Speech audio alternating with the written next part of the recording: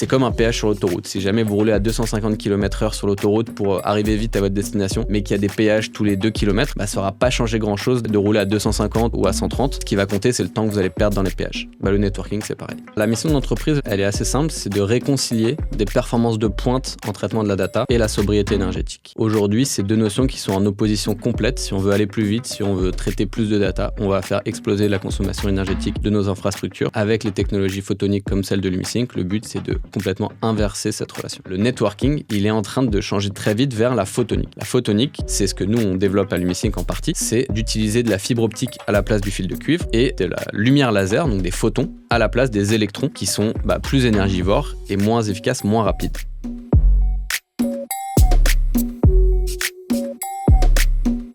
Bonjour Alexis. Bonjour Antonin. Bon, on est mi-juin, au moment où on se parle, on est sur le point de signer le deal avec Asterion, signer notre investissement dans LumiSync. Et on peut évoquer les co-investisseurs ? Oui, bien sûr, avec plaisir. Donc les co-investisseurs, ce sera Innovacom, qui a investi notamment au nom du fonds de réindustrialisation de la région Île-de-France, puisque on a quand même un projet qui a une belle portée industrielle et on espère construire une partie de notre production, notamment en Île-de-France. Et on est complété par un fonds allemand qui sera follower, qui s'appelle Redstone, qui est un beau fonds deep tech. Et avec ça, on a aussi intégré deux structures sur des tickets un peu plus petits, qui sont Sharpstone, qui est aussi notamment le cabinet avec lequel on va travailler sur toute la partie non dilutive de notre financement, et un family office autour de Yves-Loïc Martin, qui est l'ancien CTO d'Eurofins et qui maintenant a une activité d'investisseur. Bon, un joli tour de table pour accompagner LumiSync. Comment tu définirais la mission de l'entreprise ? La mission de l'entreprise, elle est assez simple, c'est de réconcilier des performances de pointe en traitement de la data et la sobriété énergétique. Aujourd'hui, c'est deux notions qui sont en opposition complète. Si on veut aller plus vite, si on veut traiter plus de data, on va faire exploser la consommation énergétique de nos infrastructures. Avec les technologies photoniques comme celle de LumiSync, le but, c'est de complètement inverser cette relation. On entend souvent que le goulot d'étranglement dans l'IA, c'est la puissance de calcul, les fameux GPU d'NVIDIA. Toi, tu dis que en fait, la manière dont ces chips, ces puces communiquent entre elles, interagissent, il y a beaucoup d'inefficience et qu'il y a beaucoup justement de valeurs à aller chercher, à la fois de valeurs environnementales et économiques. Est-ce que tu peux nous expliquer quel est le problème que vous cherchez à résoudre ? Oui, bien sûr. En fait, comme dans tout sujet complexe, et aujourd'hui le développement de l'IA, c'est un sujet qui est extrêmement complexe, on ne peut pas s'intéresser qu'à un seul élément pour essayer de résoudre tous les problèmes de cette situation. Et donc évidemment que la puissance de calcul et faire des GPU plus puissants et tout ça, ça va forcément aider à pouvoir avoir une meilleure capacité de traitement de la data. Mais nous, ce qu'on dit, c'est que ce n'est pas du tout le seul point d'amélioration possible. Et si je peux un peu simplifier la manière dont un data center fonctionne, aujourd'hui, on va dire qu'il y a à peu près 70% du fonctionnement, c'est le computing. Le computing, c'est-à-dire le traitement de la data. Donc là, les CPU, les GPU, vraiment le crunching des nombres, on va dire. Mais il y a quand même 30% qui s'appelle le networking. Et le networking, du coup, ça reste quand même quelque chose de très important. Le networking, c'est le fait qu'un data center, c'est une infrastructure extrêmement complexe et qui est d'ailleurs en train de gagner en complexité à mesure qu'on fait des data centers qui font la taille du Stade de France et qui reposent sur des milliers, voire même des dizaines de milliers de ce qu'on appelle des racks de serveurs, c'est-à-dire ces grandes tours de serveurs quand on voit des films qui se passent dans un data center. C'est exactement ça qu'on a en tête, donc ces grandes tours qui empilent des serveurs. Et aujourd'hui, comme il y en a des milliers, voire même des dizaines de milliers, c'est important de s'assurer qu'elles travaillent convenablement ensemble. Et le networking, c'est ça. C'est en fait le fait qu'il faut qu'on optimise la manière dont ces serveurs échangent de l'information, communiquent entre eux. En fait, si on prend le serveur en entier, il reçoit des requêtes et il sort des réponses. Mais pour faire ces réponses, c'est pas qu'un serveur qui agit, c'est des milliers ensemble. Et nous, ce qu'on va faire, c'est assurer une harmonie de ces serveurs entre eux. Et donc, notre rôle à LumiSync, c'est de développer des systèmes de synchronisation.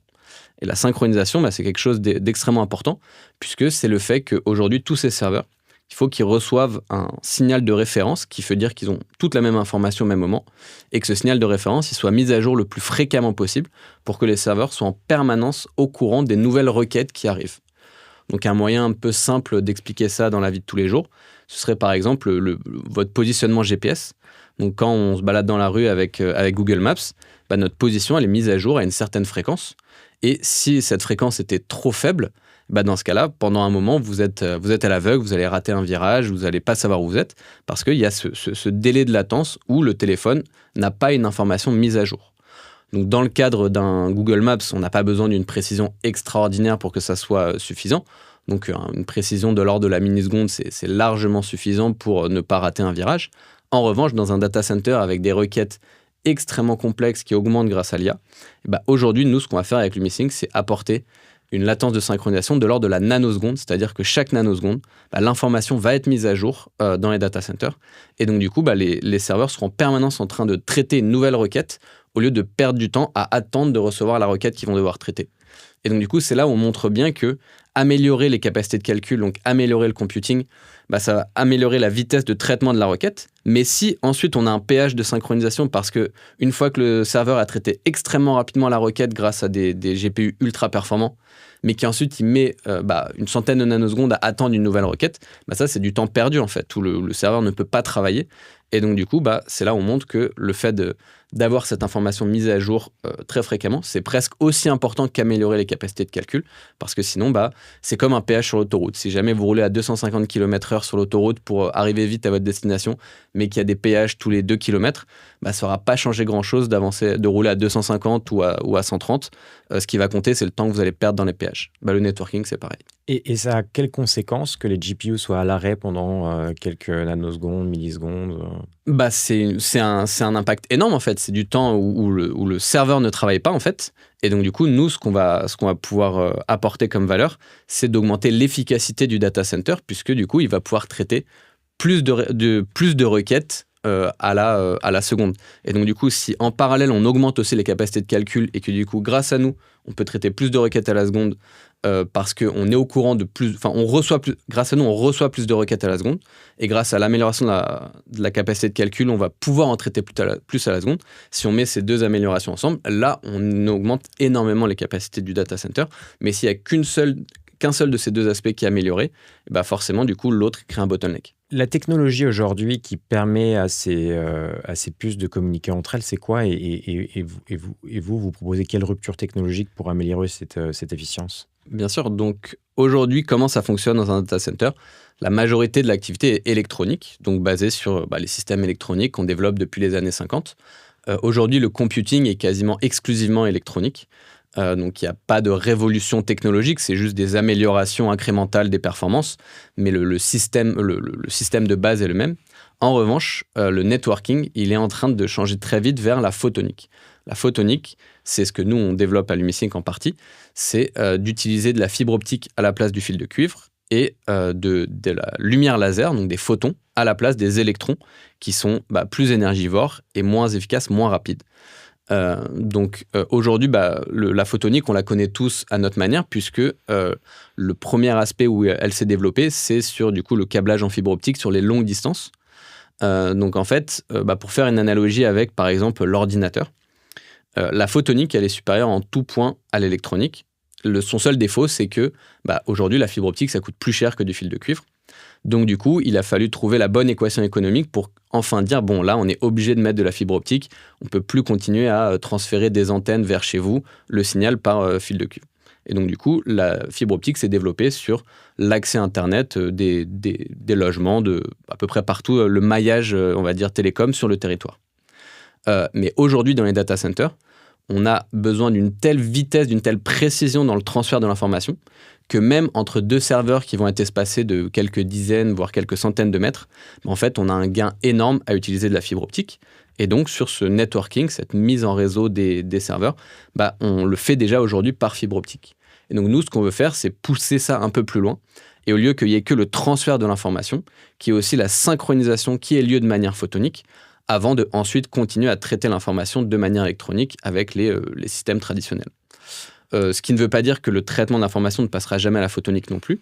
Il y a notamment l'industrie quantique qui se développe, qui se base en grande partie sur la photonique. Beaucoup de startups françaises connues qui développent des ordinateurs quantiques se basent sur des architectures photoniques. Il y a aussi des startups qui essaient de mettre en place des systèmes de calcul photonique, donc ça arrivera, mais comme tout, ça prendra un peu de temps. Et c'est, comme je disais, un peu l'analogie avec l'ordinateur. Dans les années 50, il y avait quelques ordinateurs dans le monde qui prenaient la place d'une pièce entière. Et ensuite, on a depuis progressivement amélioré les process de fabrication, de développement des matériaux, d'extraction des matériaux, de tout pour que ensuite il y en ait quelques-uns par pays, ensuite quelques-uns par entreprise, ensuite un par employé et ensuite plusieurs par personne dans le monde. Nous, ce qu'on pense, c'est que la photonique, ça peut avancer de cette même manière où, à mesure que les performances de la photonique vont devenir indispensables, toute l'industrie autour va maturer, va réussir à diminuer ses coûts, à augmenter son efficacité et à du coup pouvoir progressivement d'abord conquérir l'intégralité d'un data center et ensuite branch out vers même l'extérieur du data center, ce qu'on espère. Et pourquoi l'industrie n'avait pas franchi le pas jusqu'ici ? C'est très simple, c'est vraiment une question d'équation économique. Aujourd'hui, il n'y avait pas les besoins pour avoir le gain de performance. Il n'y avait pas suffisamment de willingness to pay pour bénéficier des gains de la photonique contre le prix supérieur du développement d'architecture, d'une nouvelle industrie aussi, parce que c'est vrai que ça reste des matériaux semi-conducteurs, mais ce n'est pas exactement les mêmes. Il faut développer toute cette industrie de production à grand volume de fibres optiques précises, parce que quand on dit fibre optique, je ne vais pas rentrer dans les détails de ça, parce que ce n'est pas forcément très, très pertinent, mais il y a fibre optique et fibre optique, donc ça dépend de l'usage. Et donc jusqu'à présent, les systèmes actuels faisaient le job, on va dire, et donc il n'y avait pas besoin d'investir des millions et des millions. Mais c'est aussi une opportunité pour nous, parce que c'est ça qui fait que aujourd'hui, la photonique est dominée par les startups plutôt que par les grands groupes. C'est parce que là où l'équation économique n'était pas rentable pour les grands groupes qui ont du coup pas investi des ressources énormes pour développer des capacités photoniques, en revanche, les laboratoires de recherche académique, eux, ça fait depuis des dizaines d'années qu'ils travaillent sur les systèmes photoniques, phononiques, optoélectroniques, d'interaction entre les photons, les électrons, de beaucoup de travail qui était fondamental au début. Mais comme par exemple pour un ordinateur quantique, récemment on a donné le prix Nobel à Alain Aspect sur son travail en quantique. Et ce qu'il a dit dans sa conférence de presse, c'est qu'il a dit qu'il a remercié les systèmes de recherche publique, notamment français, parce que lui, sa recherche, il a commencé dans les années 80. S'il avait fallu attendre de voir un potentiel apport industriel pour financer sa recherche, elle n'aurait jamais eu lieu. Et donc du coup, nous, aujourd'hui, par exemple, on est la seule entreprise au monde à avoir breveté un oscillateur 100% photonique sur puce. Ça n'aurait pas été possible si ça faisait déjà 20 ans que les industriels savaient que la photonique, il y avait un besoin immédiat. Donc nous, on a pris une énorme avance par les années de travail académique qui sont derrière l'UMISync et que du coup, évidemment, on remercie. Le travail qui a été mené par mes associés depuis, je dirais, le milieu des années 2010. Et ce qui fait que maintenant, la photonique, c'est vraiment le terrain de jeu des startups parce qu'on a une avance considérable. Et le terrain de jeu des startups françaises ? Parce que la France est à la pointe sur ces technologies ? Absolument. En photonique et quantique, on est vraiment très fort. En photonique, on a déjà des beaux succès. On peut citer notamment Encodine, une autre startup qui vient du même laboratoire que nous, le Centre des nanosciences et nanotechnologies à Palaiseau, qui a déjà fait plusieurs tours de financement et qui a vraiment une très belle technologie. Je ne vais pas trop rentrer dans les détails dessus.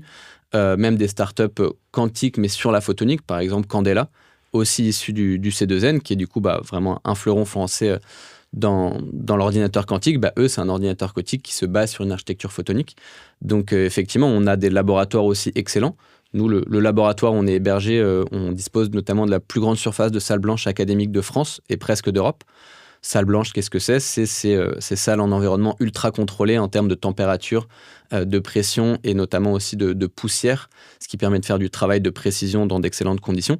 Nous, aujourd'hui, on dispose de plusieurs milliers de mètres carrés de cette salle blanche, ce qui font que notamment ça nous permet de ne pas investir tout l'argent qu'on va réussir à lever dans la construction d'un labo, l'achat de machines, et du coup de pouvoir vraiment consacrer nos ressources à l'ingénierie produit et au fait de réussir à avoir un oscillateur qui remplit le cahier des charges de nos futurs early adopters et partenaires industriels grâce à l'écosystème qui est mis en place par le CNRS et par grosso modo tout l'écosystème de la recherche et de la filière photonique en France.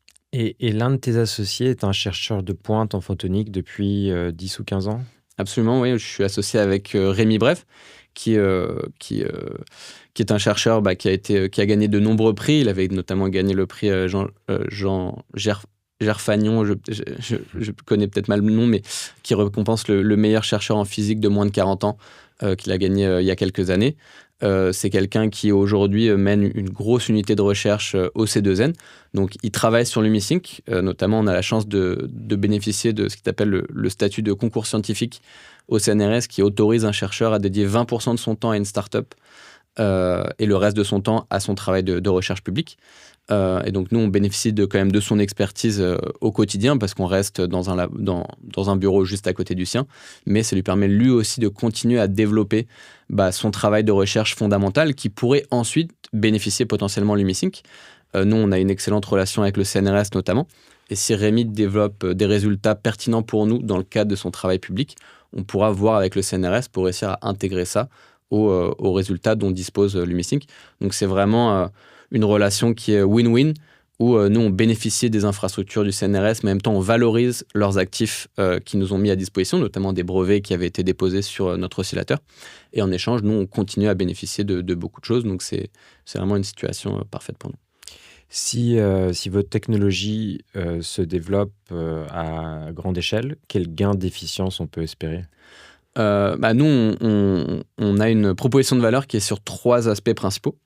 La première, c'est la réduction de CAPEX. Donc, en fait, nous, on va considérablement simplifier les systèmes de synchronisation qui, aujourd'hui, sont extrêmement complexes, parce que les oscillateurs électroniques ne sont pas au niveau, et notamment, ils souffrent du fait de ne pas être connectés directement les uns aux autres, puisqu'ils sont électroniques, alors que les connexions entre serveurs se font par fibre optique. Et donc, du coup, on est obligé de leur adjoindre énormément de composants supplémentaires annexes, qu'on va appeler des retimers, des clock data recovery circuits, beaucoup de noms peut-être un peu barbares, mais en fait qui sont, pour résumer, là pour s'assurer que la synchronisation a bien eu lieu. Nous, comme on crée des réseaux de synchronisation directement connectés entre tous nos oscillateurs photoniques via un réseau de fibre optique, en fait, on n'a pas du tout besoin de ces éléments supplémentaires, et donc on va diviser d'un facteur 10, même un facteur 100, le nombre de composants totaux utilisés dans le réseau de synchronisation d'un data center. Et ça, nous, ce qu'on espère, c'est du coup pouvoir baisser le coût du réseau de synchronisation de plusieurs dizaines de millions de dollars aujourd'hui par data center HPC. À chaque fois que je veux dire data center, je mentionne les data centers HPC, c'est-à-dire High Performance Computing, les data centers de grosse échelle utilisés pour l'IA, pas des petits data centers. Il y en a, juste pour avoir un ordre d'idée, il y en a combien aujourd'hui dans le monde et combien sont construits aujourd'hui, on est sur un rythme de construction de 100 à 150 par an, grosso modo, et on en a entre 1000 et 1500 en fonction de qu'est-ce qu'on considère comme étant HPC. Et du coup, on devrait très rapidement là, atteindre le stade de 2000 data centers. Donc, on peut compter en data center. Il y en a qui comptent aussi en puissance, puisque 2 data centers ne sont pas égaux. Nous, on prend en moyenne des data centers avec une puissance de fonctionnement de 100 MW à peu près, ce qui est la fourchette médiane d'un data center quand même à haute puissance et à haute capacité. Donc ça, c'est aussi un impact qu'on a là-dessus. C'est du coup, en enlevant tous ces composants, on va quand même faire une belle économie matière au niveau de l'impact. Donc l'impact énergétique d'un data center, c'est pas que sa consommation, c'est aussi les matériaux et les terres rares dont il a besoin. Nous, on va considérablement réduire ça. On a d'ailleurs une étude qui est en cours là-dessus sur vraiment notre impact quantifié sur la réduction de matières premières utilisées. Le deuxième aspect, c'est sur la consommation énergétique. Donc aujourd'hui, nous, nos estimations, elles sont aux alentours de 2 à 3% à peu près de la consommation totale d'un data center qu'on pourrait complètement rendre obsolète, donc réduire de 2 à 3%. Et ça peut sembler comme étant pas énormément, mais comme j'ai dit, on parle de data centers qui sont sur un minimum de 100 MW. Économiser 2 à 3% de ça fait des dizaines de gigawattheures et des millions de dollars économisés par an par data center. Et donc aussi des tonnes et des tonnes de CO2 qui sont évitées là-dessus. Et en plus, si on veut un petit peu pousser un peu plus loin notre impact, ça c'est l'impact de la synchronisation. Mais au global, le networking, il représente aujourd'hui 15 à 20% de la consommation énergétique d'un data center. Et selon nous, ça va être très compliqué de mettre en place un networking photonique et donc du coup moins énergivore si on ne dispose pas de notre technologie. Donc on est en fait enabler d'autres innovations en networking qui, à elles, au global, pourraient représenter 15 à 20% de la consommation totale des data centers. Donc ce qui est conséquent, évidemment. C'est qui les acteurs de la filière networking dans les data centers? Il y en a plusieurs. C'est une filière qui est quand même pas mal drivée par des grosses entreprises comme Nvidia notamment, qui est en fait aujourd'hui une entreprise comme Nvidia.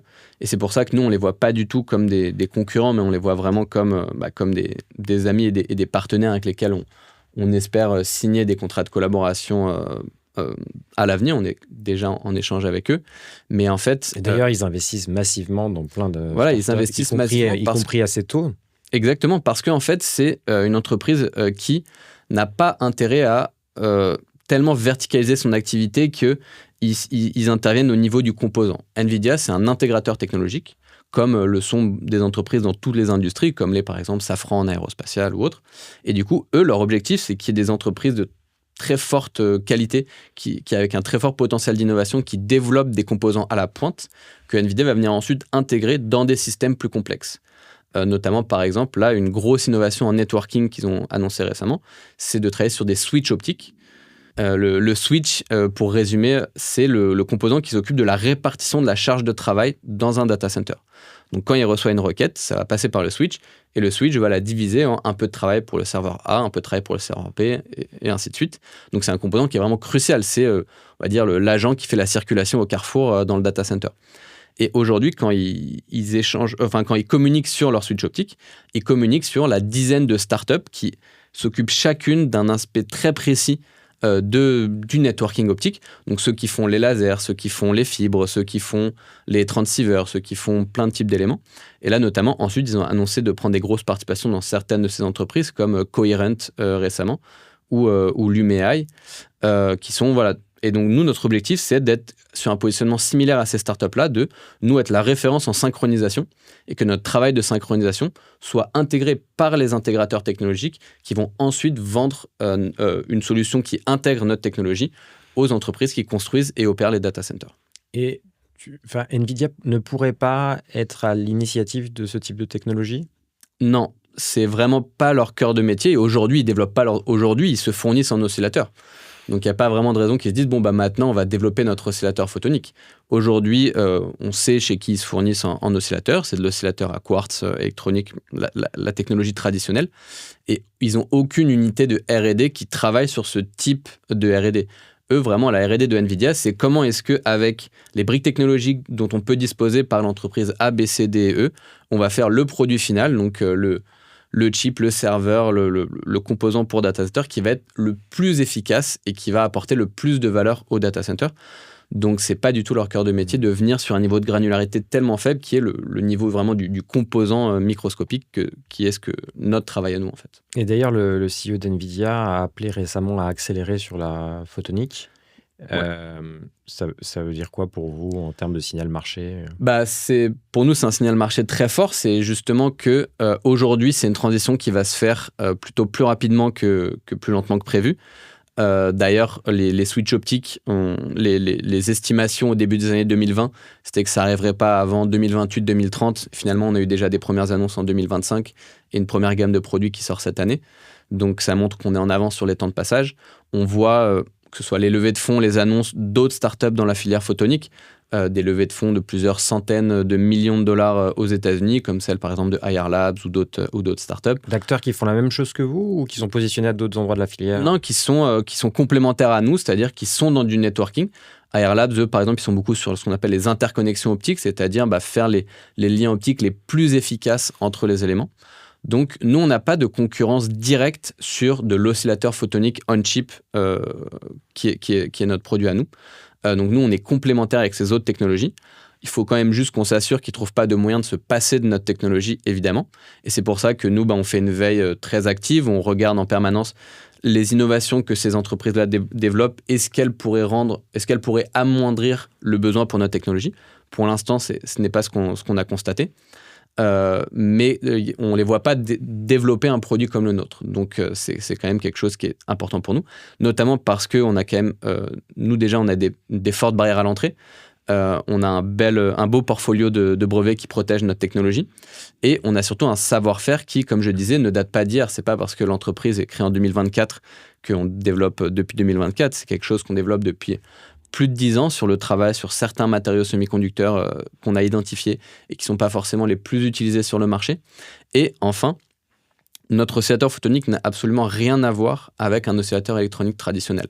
Donc même les acteurs qui aujourd'hui travaillent sur les oscillateurs électroniques traditionnels ne pourraient pas juste se dire on va un peu mettre à jour notre produit et dans 6 mois on est capable de ship un oscillateur photonique. Ce n'est pas du tout le cas parce que la manière dont ils sont conçus n'a en fait absolument rien à voir. Donc il faudrait qu'ils repartent complètement from scratch, qu'ils investissent des millions et des millions et des millions et des mois et des années même de R&D pour réussir à aboutir à quelque chose.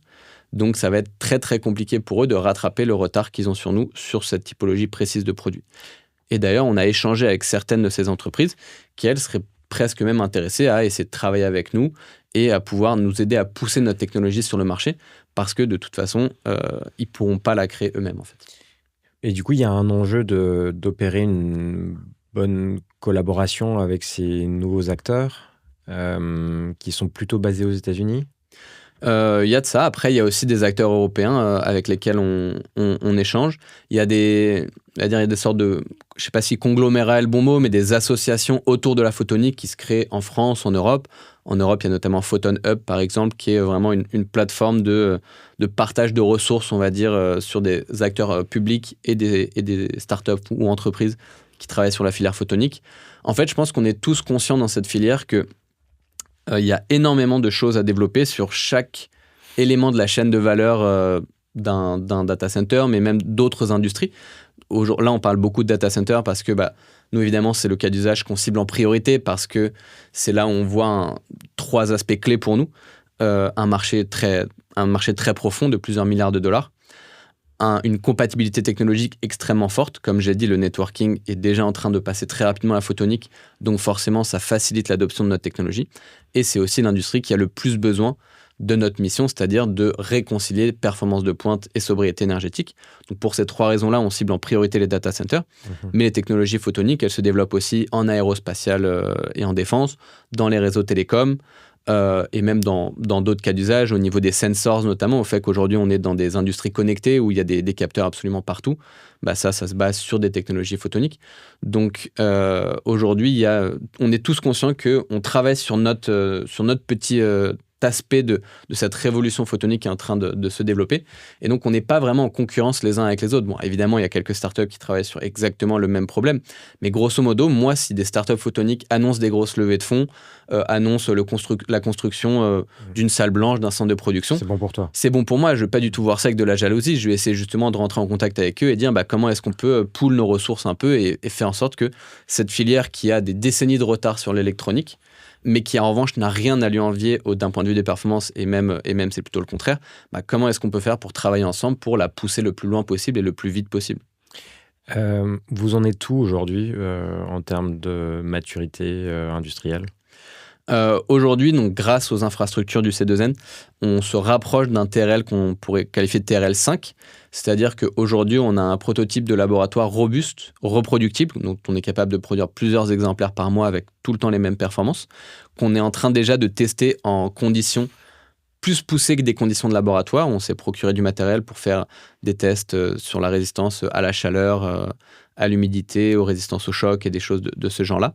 Et on est aujourd'hui en train on a fait nos premiers réseaux d'oscillateurs. Parce que comme j'ai expliqué, notre objectif, c'est de faire des réseaux de synchronisation photonique qui vont connecter des milliers de serveurs entre eux. Et donc, nous, il faut qu'on soit capable, de notre côté, de faire des tests de connexion d'oscillateurs Lumisync, d'abord de quelques oscillateurs, puis de quelques dizaines, quelques centaines, quelques milliers, quelques dizaines de milliers. Aujourd'hui, on a nos premiers résultats d'oscillateurs connectés entre eux et reliés à des cartes électroniques qui seraient là pour répliquer la partie calcul électronique des data centers, donc les CPU, GPU. Et donc, on a des premiers résultats très convaincants là-dessus qui montrent qu'on est capable de faire une synchronisation aussi bonne que ce qu'on prétendait avant d'avoir été capable de faire ces tests-là. Donc, une fois qu'on a vraiment ces réseaux d'oscillateurs Lumisync de manière relativement robuste d'ici quelques semaines, je pense qu'on pourra se qualifier comme TRL5. Cette levée de fonds, elle est là pour nous amener plutôt TRL6-7, qui est généralement la transition la plus compliquée à faire en deep tech, qui est celle d'un prototype de laboratoire à un prototype industriel, un MVP industriel. Ça, c'est très compliqué parce que ça doit être testé dans les conditions réelles d'utilisation auxquelles il faut avoir accès, avec des process de production industriels. Aujourd'hui, nous, on produit avec un process un peu artisanal au laboratoire, avec des machines qui ne sont pas faites pour développer selon les standards industriels de production. Donc ça, c'est des choses pour lesquelles on sait déjà ce qu'on doit faire, on a déjà notre roadmap, on a déjà les contacts. Maintenant, c'est une question déjà de financement. Donc là, on est ravis d'avoir réglé cette question-là et de mettre ces choses-là en route pour réussir à franchir cette fameuse vallée de la mort et passer d'un produit de laboratoire à un produit industriel d'ici 2 ans. Mais tu me disais que vous vendez déjà des POC payants.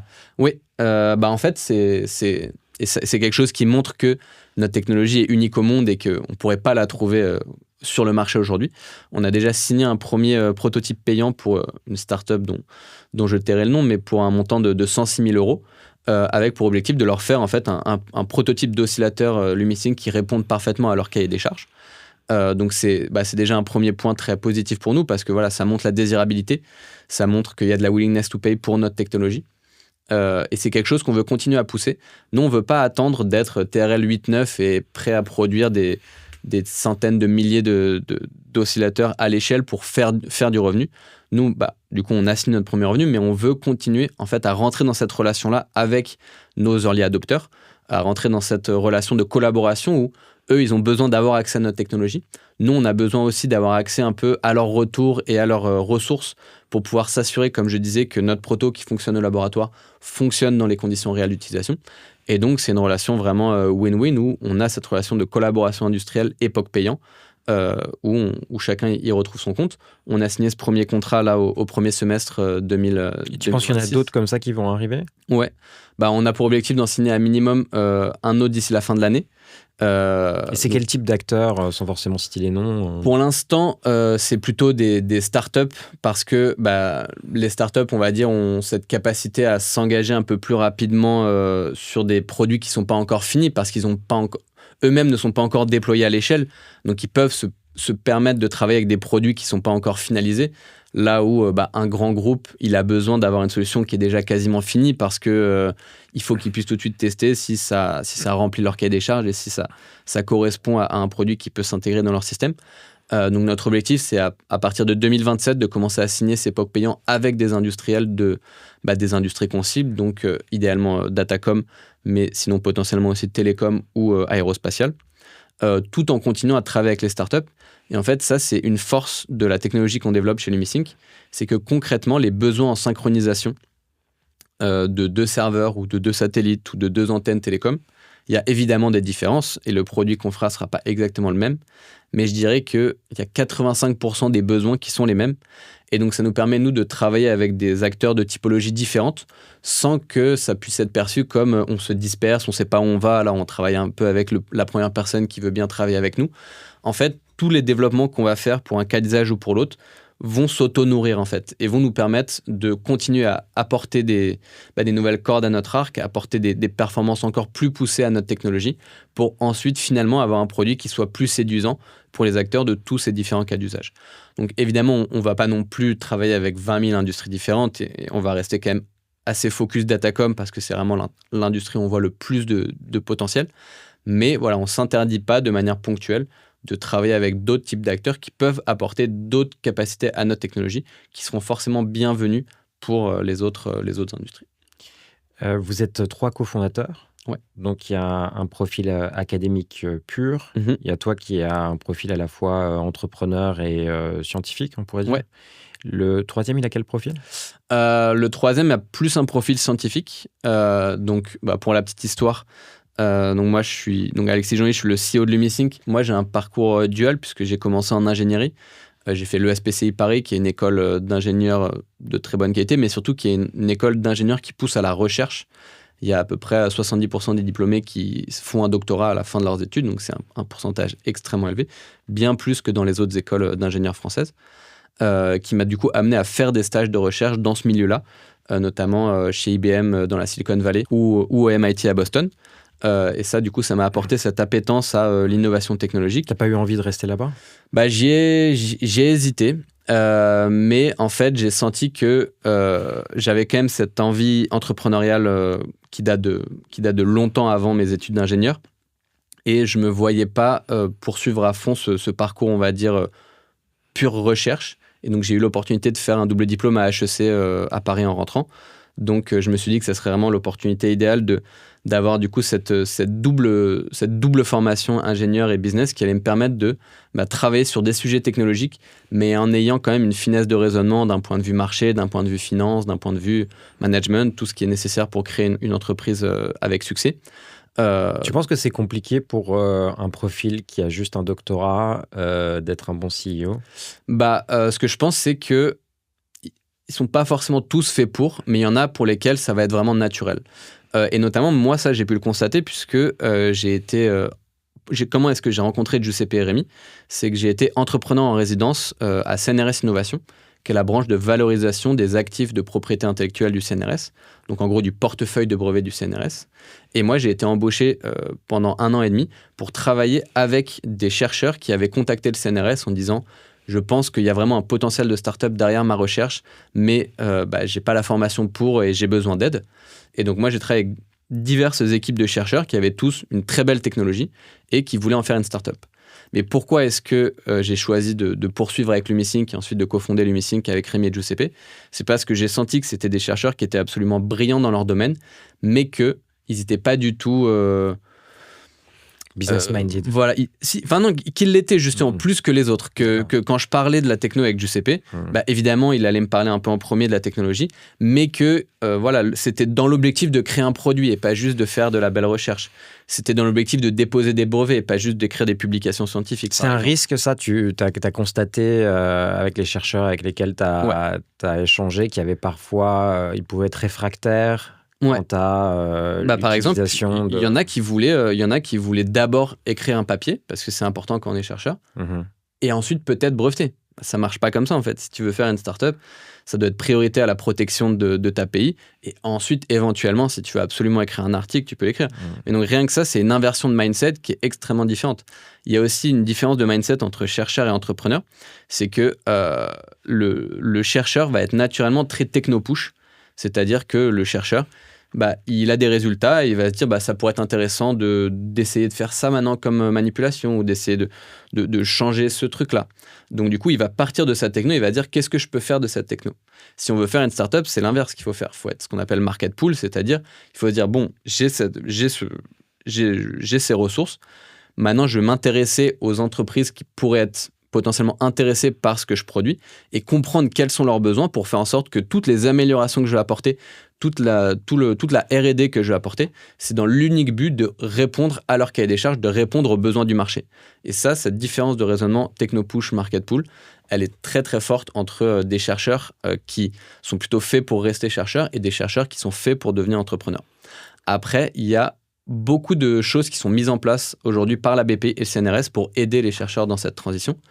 Nous, on a fait des formations, on a notamment fait la formation Deep Tech Founders, on a fait la formation HEC Challenge+, donc, que je remercie parce que c'était 2 formations qui notamment, moi, m'ont apporté, mais elles ont plus apporté à Rémi et Giuseppe pour vraiment les acculturer au monde de l'entrepreneuriat et à cette transition entre le laboratoire et la start-up. Même la BPI met en place des programmes, ils ont le programme, par exemple, iPhD, où des jeunes doctorants qui ont envie d'entreprendre avec leur recherche sont accompagnés par la BPI pour ça. Donc je pense que c'est quelque chose qu'on a constaté il y a peut-être 10, 15, 20 ans que la France avait du mal à produire des startups, notamment à cause de cette raison-là, que les chercheurs étaient peut-être un peu trop chercheurs. Et donc maintenant, il y a beaucoup de ressources. Et puis après, évidemment, même avec l'IA, avec Internet, si on veut s'auto-former sur les sujets importants pour une startup, c'est tout à fait possible de le faire soi-même.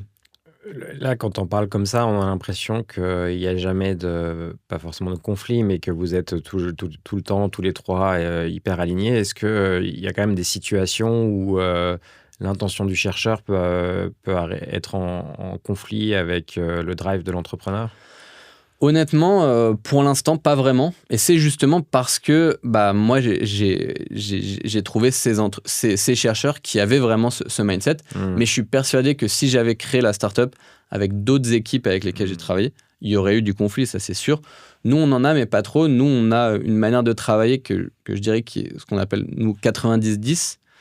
C'est que sur les décisions scientifiques, enfin, pas scientifiques, mais les décisions de R&D, et donc qu'est-ce qu'on améliore sur le produit, quel plan d'expérimentation on fait pour améliorer notre oscillateur, c'est Giuseppe qui est responsable à 90% des décisions. Mais cela dit, moi, j'ai quand même cette culture technologique, même si elle est bien moins forte que la sienne, et je comprends évidemment bien ce qu'on fait, donc on va quand même en discuter, on va quand même échanger. Ce sera un peu plus lui qui aura le dernier mot parce que c'est son domaine, mais on échange. Et pareil, sur les décisions business, c'est plus mes décisions évidemment, à 90% les miennes, mais lui, il a la compréhension, il comprend les tenants et les aboutissants, et donc on échange dessus, et donc en fait, on échange vraiment sur tout, même si on sait que s'il y a une décision finale, on a nos responsabilités et on saura prendre les responsabilités s'il y a un désaccord. Mais où commencent et où s'arrêtent les décisions business? Là, la levée sera bientôt derrière toi. Qu'est-ce qui va t'occuper sur les 6 prochains mois et où est ton périmètre de prise de décision réservé et où est-ce que vous allez forcément devoir échanger? C'est vrai que là où ça se mélange, c'est que évidemment, qu'est-ce qu'on améliore sur notre produit? Il y a un aspect R&D de comment on fait pour l'améliorer, mais il y a aussi évidemment un aspect business de qu'est-ce qu'on met, si on doit choisir entre 3 fonctionnalités, laquelle on choisit par rapport à laquelle aura le plus d'apport business. Donc évidemment, il y a quand même une grosse porosité. Je dirais que les discussions, justement, on va avoir des discussions très longues sur justement qu'est-ce qu'on favorise. Et donc ça, notamment, moi, une partie de mon travail, c'est de faire beaucoup d'outreach avec des entreprises, donc que ce soit des potentiels partenaires, potentiels clients, vraiment essayer de comprendre au maximum quels sont les besoins de l'industrie. Et ensuite, la responsabilité de Giuseppe Remy, c'est d'être en mode, on sait que ça, c'est la priorité à améliorer. Maintenant, qu'est-ce que je mets en place au laboratoire pour améliorer cette fonctionnalité-là? Donc moi, mes responsabilités, il y a évidemment la partie de financement, de gestion de l'entreprise au quotidien. Aujourd'hui, c'est quelque chose que je fais seul. Donc après, on va sûrement se faire accompagner sur un certain nombre de choses plus administratives, mais aujourd'hui, c'est quand même ma responsabilité. Mais moi, c'est vraiment de dire, j'ai parlé avec des NVIDIA, des startups, je suis allé à des salons, à des choses. J'ai compris c'est quoi les trous dans la raquette aujourd'hui. Je pense que c'est vraiment ça qu'il faut qu'on développe en priorité. Et ensuite, Giuseppe, comment est-ce que tu penses qu'on va pouvoir développer ça de la manière la plus rapide et la plus efficiente? Sur les 6 prochains mois, tu vas être peu à Paris? Déjà, là, on avait pas mal bougé. Moi, je suis allé au salon de l'IA organisé par NVIDIA en mars, donc le fameux GTC qu'ils organisent annuellement. Donc ça, c'était super. Après, aujourd'hui, est-ce qu'on va y retourner? Nous, on aimerait bien aussi potentiellement aller... la situation géopolitique n'est pas idéale, mais il y a aussi beaucoup de choses qui se développent en Israël en photonique. Donc, trouver le moyen d'y aller, ça serait potentiellement très pertinent pour nous. Peut-être retourner aux États-Unis. Notamment, là, en ce moment, on échange avec une entreprise, donc rien n'est signé avec eux, donc je ne peux pas trop en dire plus, mais qui est en Californie et qui a vraiment envie que nous, on puisse présenter notre solution à leurs équipes techniques pour voir comment est-ce qu'on pourrait collaborer sur l'adoption de cette technologie. Et après, il y a toujours effectivement des salons, essayer de trouver les bonnes personnes. Nous, c'est vrai que c'est quelque chose qui est un peu compliqué dans notre industrie, c'est que c'est compliqué d'être en relation avec les bonnes personnes d'une entreprise. Par exemple, Google ou Microsoft, ils développent des solutions hardware, ils travaillent sur la photonique, ils travaillent sur des switches, ils travaillent sur des choses, mais c'est pas leur cœur de métier. Donc si on rencontre quelqu'un de Microsoft, il est probablement il connaît probablement même pas la bonne personne pour nous à qui parler, qui travaille sur ces choses-là, parce que sur les centaines de milliers d'employés de Microsoft, il y en a peut-être 15 qui travaillent là-dessus, dans un petit labo à Boston, par exemple. Et donc, il faut aller au salon, il faut réussir vraiment à rencontrer les bonnes personnes pour réussir à parler au bon interlocuteur qui va comprendre que notre technologie, c'est un game changer et qu'il faut qu'il discute dès maintenant avec nous pour réussir à l'intégrer à leur solution. Il n'y a pas des risques d'espionnage industriel? Vous êtes formé aussi là-dessus? Il y en a toujours. Oui, on a eu, notamment dans nos formations, on a eu des interventions de l'INPI, donc l'Institut national pour la propriété intellectuelle, qui nous a donné les bonnes pratiques. Et on sait que notamment, si on va dans des pays où il y a des risques, on nous recommande toujours, évidemment, ordinateur vierge, téléphone vierge. Donc, moi, j'ai acheté des ordinateurs et téléphones en RAB pour entreprises sur lesquels personne ne travaille et juste qu'on pourra emmener si on se déplace. Après, le risque d'espionnage industriel, on peut pas l'éviter. Enfin, moi, ce que j'ai aussi souvent entendu, c'est qu'une entreprise qui essaye trop de faire attention et qui finalement ne dit jamais à personne ce qu'elle fait, elle va encore plus avoir du mal à se développer qu'une entreprise qui peut-être prend un peu de risque, mais qui au moins dit aux gens. Nous, ce qu'on essaie de faire toujours, comme je dis, c'est d'essayer de décrire le goût de notre confiture et pas sa recette. Et souvent, ça suffit quand même pour commencer à travailler avec des gens. Nous, notre oscillateur, je communique sur ses performances, sa gamme de fréquences de travail, sa longueur d'onde d'utilisation, les performances en termes de stabilité ou autres, les gains qu'on prétend faire avec notre technologie. Je dis pas on le fait avec ce matériau-là, avec ce process de fabrication. Donc, on garde ces informations très proches de nous. Évidemment, on signe des NDA. Mais même, en fait, quand on va essayer de collaborer avec une entreprise, ça va jamais être sur l'oscillateur. Ça va toujours être sur l'intégration de l'oscillateur dans un système plus complexe. Mais on n'a absolument pas la volonté de collaborer en R&D sur comment on améliore l'oscillateur. Ça, c'est quelque chose qui restera toujours à 100% à l'intérieur de l'UMISync. Fais-nous rêver un peu, si tout se passe bien, d'ici 10 ans, l'UMISync, ça ressemble à quoi? Si tout se passe bien d'ici 10 ans, nous on espère que l'UMISync, c'est un des leaders français, européens et même mondiaux, pas seulement de la synchronisation photonique, qui est aujourd'hui, on va dire, notre produit d'appel, mais en fait du design de circuits intégrés photoniques. Aujourd'hui, on pense qu'il y a la place. Il n'y a pas vraiment aujourd'hui d'entreprise qui a un peu corner the market et qui est aujourd'hui la référence sur plein d'éléments. Aujourd'hui, comme je disais, c'est une industrie qui est extrêmement fractionnée, avec chacune qui fait un petit peu qui travaille sur son petit bout de gras. Nous, ce qu'on voudrait, c'est potentiellement avoir les ressources, que ce soit notamment via des financements publics, emmagasiner un maximum de ressources pour pas uniquement financer notre R&D sur l'oscillateur, mais sur en fait l'utilisation des matériaux photoniques qu'on utilise, sur lesquels on a vraiment une avance considérable et des matériaux qu'on a vraiment développés un peu nous-mêmes, et de réussir à utiliser ce savoir-faire pour faire d'autres composants qu'un oscillateur, et à terme être une référence vraiment en général sur les circuits intégrés 100% photoniques qui vont venir remplacer l'électronique sur certains cas d'usage particuliers.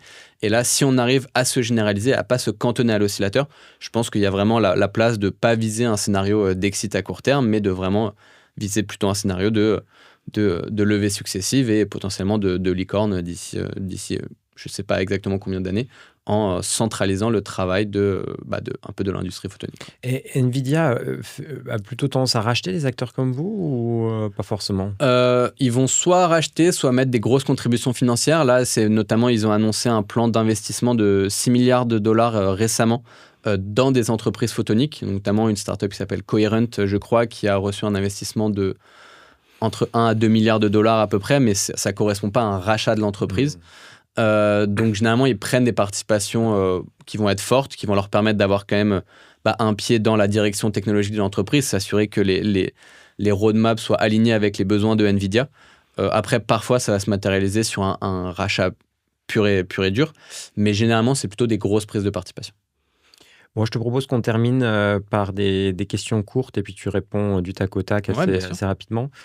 Dans 10 ans, est-ce que la photonique a complètement remplacé le quartz dans les data centers? Non, c'est pas intégralement. J'espère qu'elle aura gagné énormément de chemin, mais on peut pas parler de remplacement total. Il y a des choses qui aujourd'hui se basent sur des décennies et des décennies d'amélioration, et ça va être compliqué de les mettre à la porte sur une timeline aussi courte. Les data centers dans l'espace, c'est pour dans 5 ans ou dans 10 ans ou jamais? Je pense qu'il y a quand même un effet d'annonce actuellement, un besoin de rassurer aussi les gens qui pensent que les data centers vont pomper toute l'énergie terrestre et que dans l'espace, ça sera plus simple.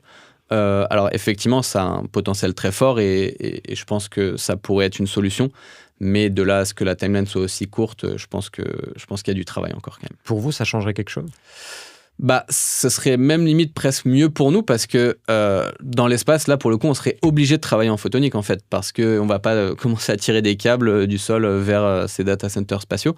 Donc, toutes les transmissions se feraient, du coup, probablement dans le domaine infrarouge ou pas forcément, mais en tout cas, par des lasers, par de la photonique.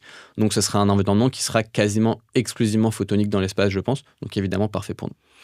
Est-ce qu'une des raisons pour lesquelles les data centers dans l'espace sont autant en vogue, que l'idée est en vogue, c'est aussi parce qu'on se rend bien compte que ce sera peut-être difficile de les installer sur Terre, pas uniquement pour des questions physiques, mais aussi pour des questions d'acceptabilité sociale. On voit qu'il commence à y avoir des manifestations aux États-Unis. En Europe, c'est moins présent parce qu'il y a peut-être moins de data centers et on se rend moins compte de la réalité physique de la production de l'IA.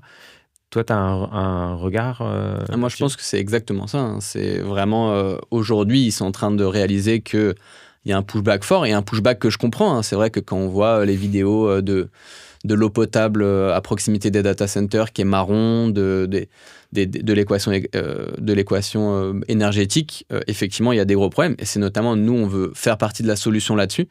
Nous, notre postulat, c'est que l'IA, aujourd'hui, l'IA, elle est en train d'intégrer toutes les industries, elle ne va pas ralentir. Et donc, nous, l'objectif, c'est quitte à ce qu'elle se développe, autant qu'elle se développe de la manière la plus vertueuse possible. Mais effectivement, ce pushback, je pense qu'il va être fort et il ne va pas s'amoindrir.